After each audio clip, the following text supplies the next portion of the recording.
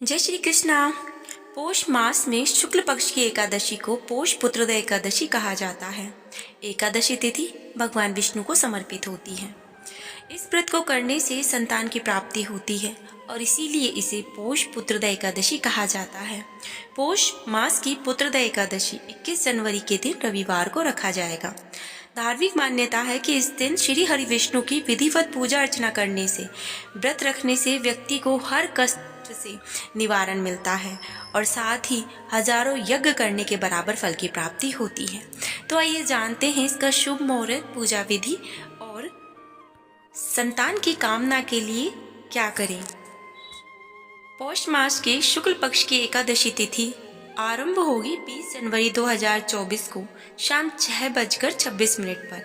वहीं एकादशी तिथि की समाप्ति 21 जनवरी 2024 को रात 7:26 पर होगी।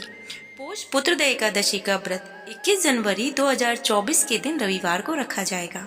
हिंदू पंचांग के अनुसार पौत्र पुत्रदा एकादशी के व्रत का पारण 22 जनवरी 2024 को सुबह 7:14 से सुबह 9:21 तक किया जाएगा। पौत्रदा एकादशी पर ब्रह्म योग बन रहा है, जो कि है 7:26 से शाम को 7:26 तक रहेगा। इस मुहूर्त में दान पुण्य करने का विशेष महत्व होता है।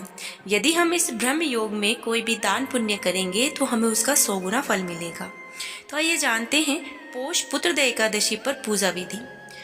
पुत्रदा एकादशी के दिन श्रद्धा पूर्वक भगवान विष्णु की पूजा अर्चना करने का विधान है। एकादशी का व्रत रखने वाले भक्तों को व्रत से पूर्व दशमी के दिन सात्विक भोजन ग्रहण करना चाहिए। एकादशी के दिन सुबह स्नान करने के बाद व्रत का संकल्प लेकर भगवान का ध्यान करना चाहिए। फिर गंगा जल, तुलसी दल, तिल, फूल, पंचामृत से भगवान नारायण की पूजा करनी चाहिए। इसके बाद संध्या काल में दीपदान कर आप फलाहार भी ले सकते हैं। व्रत के अगले दिन द्वादशी तिथि में व्रत का पारण करना चाहिए। यदि आपने तुलसी दल नहीं तोड़ा हो तो आप एकादशी के दिन तुलसी दल को नहीं तोड़ेंगे, आप दशमी तिथि को ही तुलसी दल को तोड़कर रखेंगे, क्योंकि कहते हैं भगवान नारायण की पूजा तुलसी दल के बिना अधूरी मानी जाती है। आप साथ में भगवान विष्णु के साथ लक्ष्मी देवी की पूजा भी अवश्य करें और साथ में ही विष्णु भगवान के मंत्र ओम नमो भगवते वासुदेवाय नमः का जाप भी अवश्य करें। इससे आपको अधिक लाभ मिलेगा। अब जानते हैं संतान की कामना के लिए क्या करें। एकादशी तिथि को पति पत्नी दोनों संयुक्त रूप से भगवान श्री कृष्ण की उपासना करें। इसके बाद संतान गोपाल मंत्र का जाप आप अवश्य करें। मंत्र जाप के बाद पति पत्नी दोनों प्रसाद ग्रहण करें। गरीबों को श्रद्धानुसार दक्षिणा दें और उन्हें भोजन कराएं। साथ ही पूरे भक्ति भाव से लक्ष्मी नारायण से अपनी मनोकामना को रखें, वो जल्दी से जल्द अवश्य ही पूरी करेंगे। आइए जानते हैं अब कि पोष पुत्रदा एकादशी का इतना महत्व क्यों है। पुत्रदा शब्द का अर्थ होता है पुत्रों का दाता और यह एकादशी हिंदू महीने के पोष माह के दौरान आती है, इसीलिए इसे पोष पुत्रदा एकादशी के रूप में जाना जाता है। एक वर्ष में 2 पुत्रदा एकादशी आती हैं। पहली पुत्रदा एकादशी पोष माह में और दूसरी पुत्रदा एकादशी श्रावण माह में आती है।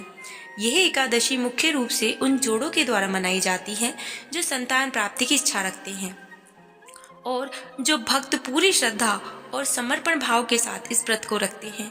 भगवान विष्णु भक्तों को सुख, समृद्धि और वांछित इच्छा पूर्ति का आशीर्वाद अवश्य देते हैं।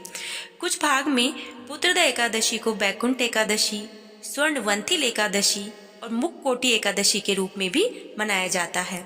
इस व्रत के प्रताप से संतान पाने की मनोकामना पूरी होती है और करियर में बच्चों को लाभ भी मिलता है। इसीलिए इस व्रत को करते समय पूरे नियमों का पालन अवश्य करना चाहिए। जय श्री कृष्णा। राधे राधे।